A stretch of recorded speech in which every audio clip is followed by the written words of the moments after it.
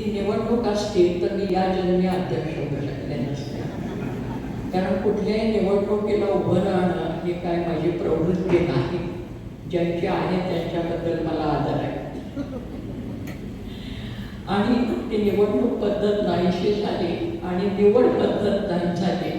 आणि मला सांगायला आनंद वाटतो की महाराष्ट्रातल्या सर्व साहित्य संस्थांनी कोणीही कानावर आलं.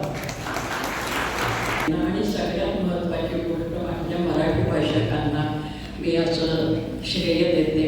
आणि हा जर सन्मान असेल तर तुमचा माझा मराठी बोलणाऱ्या प्रत्येकाचा सन्मान आहे. आजपर्यंत मराठी ज्यांनी टिकवली, ज्यांनी लिहिली, ज्यांनी प्रसारित केली त्या सगळ्यांचा सन्मान आहे. जात्यावर दळण टाळणाऱ्या बाईपासून ते अभिजात ग्रंथ लिहिणाऱ्यापर्यंत सर्वांचा हा सन्मान आहे.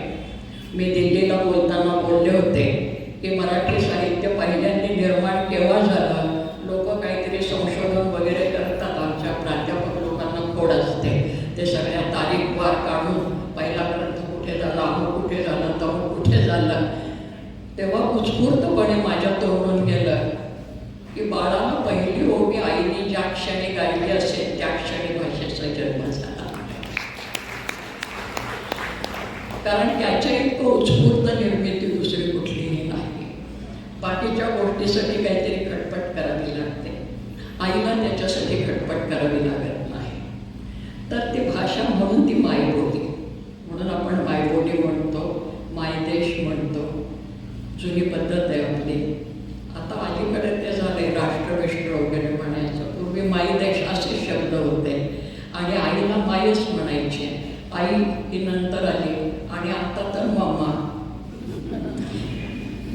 आणि मग मी ते म्हणते की आपल्या देशातनं साहेब गेल्यावर आपण जास्त साहेबाळलो का काय. साहेब असेपर्यंत आम्ही आमच्या आईवडिलांना आईबाबा म्हणत आलो. आणि आता आमची मुलं मुली, त्यांची मुलं मुली मम्मा पप्पे काय पप्पा मम्मा वगैरे म्हणतात ते. आणि नुसतं मम्मी नाही, मम्मी.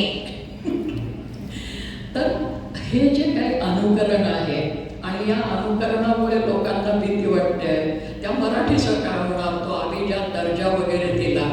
ठीक आहे, दर्जा दिला. दर्जा ही काय कोणी एक व्यक्ती देत नाही भाषेच्या बाबतीमध्ये. कारण भाषा ही एका व्यक्तीची नसतेच हो. हा संवादाचा पूल आहे आपल्यामधला. आपल्यामध्ये